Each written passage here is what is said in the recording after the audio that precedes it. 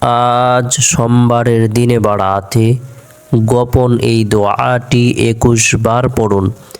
জীবনের সকল গুনাহ মাফ হবে, ভাগ্য খুলে যাবে, জান্নাত নসিব হবে, আশা আকাঙ্ক্ষা পূরণ হবে।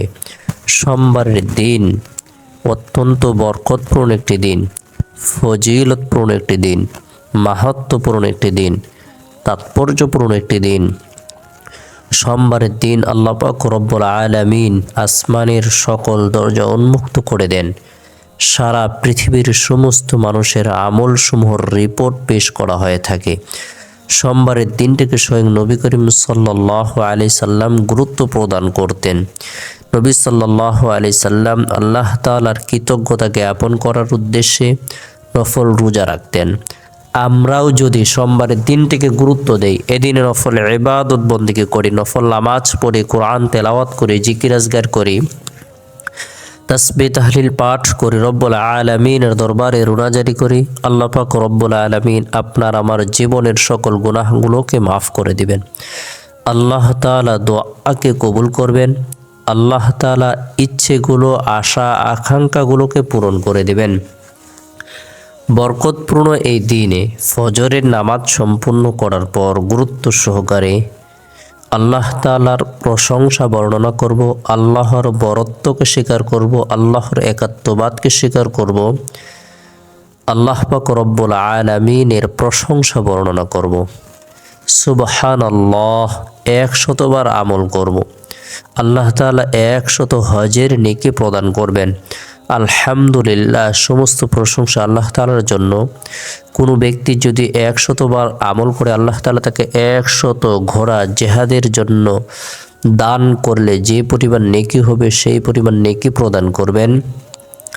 লা ইলাহা ইল্লাল্লাহ, যে ব্যক্তি ১০০ বার আমল করবে আল্লাহ তাআলা তাকে ১০০ গোলাম আজাদের নেকি প্রদান করবেন।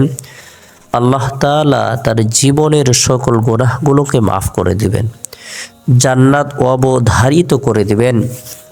আল্লাহু আকবার, যে ব্যক্তি ১০০ বার পাঠ করবে আল্লাহ তাআলা তাকে কাল কিয়ামতের দিন সবচেয়ে বেশি নেকি প্রদান করবেন।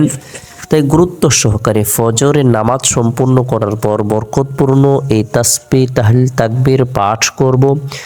এরপরে সোমবারের দিন জোহরের নামাজ সম্পূর্ণ করার পর গুনাহ মাফের উদ্দেশ্যে তওবার নিয়তে ৩ বার ইস্তিগফারের আমল করব। আস্তাগফিরুল্লাহ, আস্তাগফিরুল্লাহ, আস্তাগফিরুল্লাহ। আল্লাহ আমাকে ক্ষমা করুন, আল্লাহ আমাকে ক্ষমা করুন। আল্লাহ তাআলা আপনার আমার জীবনের সকল গুনাহগুলোকে ক্ষমা করে দিবেন, মাফ করে দিবেন। আল্লাহ তাআলা আপনার আমার সকল ধরনের হাজতগুলো পূরণ করে দিবেন।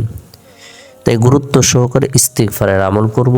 এরপরে সোমবারের দিন আসরে নামাজ সম্পূর্ণ করার পর গোপন এই দোয়াটি ২১ বার আমল করব। আল্লাহ তাআলার কাছে সাহায্য কামনা করব।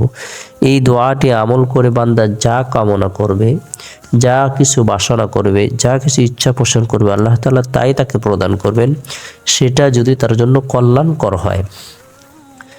সেই গোপন দোয়াটি হলো লা হাওলা ওয়ালা কুওয়াতা ইল্লা বিল্লাহ, লা হাওলা ওয়ালা কুওয়াতা ইল্লা বিল্লাহ।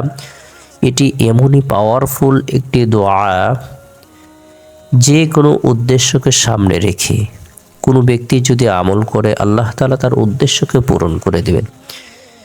তার টাকা পয়সার প্রয়োজন, সে যদি এই দোয়াটি আমল করে আল্লাহ তাআলার কাছে সাহায্য চায়, আল্লাহ তাআলা টাকা পয়সার হাজতগুলো পূরণ করে দিবেন। কোনো ব্যক্তি যদি ঋণগ্রস্ত হয়, সে যদি আমল করে আল্লাহ তাআলা ঋণ পরিশোধের ব্যবস্থাপনা করে দিবেন।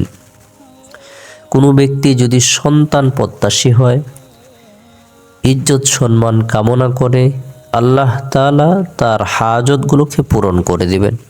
গোপন এই দোয়াটি আমরা ২১ বার আমল করব। এই দোয়াটিকে বেহেশতের রত্ন ভান্ডার বলা হয়ে থাকে। হাত উত্তোলন করে রব্বুল আলামিনের দরবারে নিজের জন্য দোয়া করব, পরিবার পরিজনদের জন্য, আত্মীয় স্বজনদের জন্য, জীবিতদের জন্য, মৃতদের জন্য মাগফিরাত কামনা করব।